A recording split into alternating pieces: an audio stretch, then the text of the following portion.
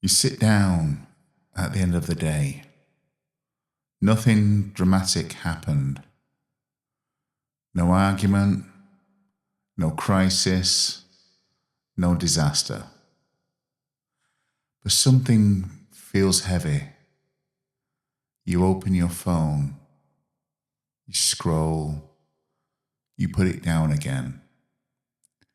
There's a message you still haven't replied to. A conversation you keep postponing. A decision you said you'd come back to. You feel the moment again. That small tightening. You look away from it.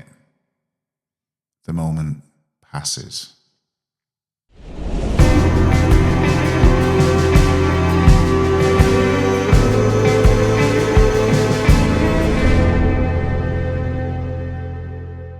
There's a kind of tiredness people rarely question.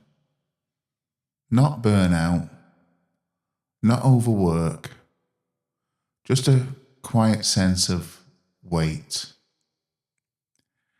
People often describe it as being overwhelmed.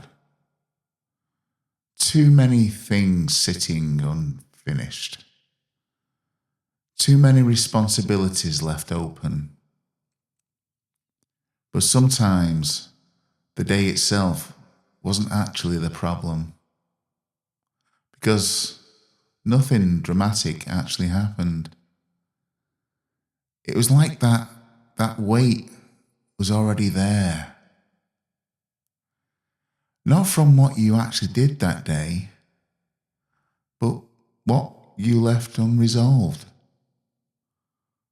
Because most exhaustion isn't actually workload. It's unfinished responsibility. Emotional debt doesn't come from dramatic moments. It comes from responsibilities that never closed. It's in them conversations you softened instead of finishing. The decisions you postponed because the timing felt awkward. In truths that you recognized but labeled as not urgent. In small things, reasonable things. But each one of those leaves something unfinished. And unfinished responsibilities simply don't disappear. They stay somewhere. And you see it in behavior. People being nice when clarity is what's required. They're waiting instead of deciding. And revisiting the same internal question again and again. The same mental tab. It's still open, still loading. You're not tired because life is heavy. You're tired because nothing is closing. And that avoidance, the avoiding closure, it feels intelligent. We can convince ourselves that it's patience, thoughtfulness. We can even congratulate ourselves on our emotional intelligence because you're keeping the peace. You're giving things time. You're not making things worse. And in that moment, it works because the tension disappears. The conversation gets postponed. And the responsibility moves to another day. And for a moment there, things feel easier. Because avoidance doesn't feel like irresponsibility. It feels sensible. The problem is that unfinished responsibilities don't stay neutral. Because every unresolved thing stays somewhere.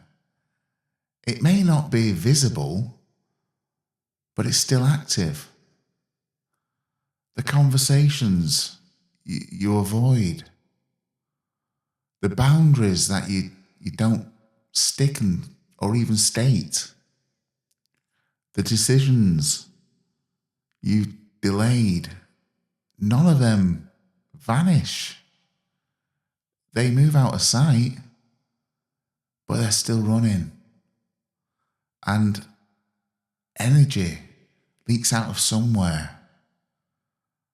You get shorter, you're less patient, quieter avoidance, scrolling instead of deciding. Avoidance doesn't erase the load, it relocates it. The first time I deliberately closed one of those responsibilities, it didn't feel good. It was a boundary I hadn't stated. Nothing dramatic, just something I'd been circling for weeks.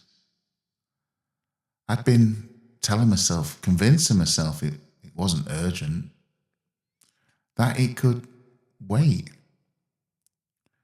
But eventually, I stopped postponing it. And the conversation was uncomfortable. And the reaction wasn't great either. Yes, the room went very quiet. But something strange happened not long afterwards. I noticed that background weight disappeared. And that's not because the situation improved, but because the responsibility had finally closed. That's when you realize how many unfinished things you've been carrying. What you avoid today doesn't disappear, it accumulates. Because that's the part most people never calculate. They think avoidance keeps things light, but avoidance is bookkeeping, and the account is always running. Somewhere there's an unfinished responsibility. Not dramatic, just something left open. A message, a decision, a conversation. Something already known. What would your week look like if that responsibility were finally closed?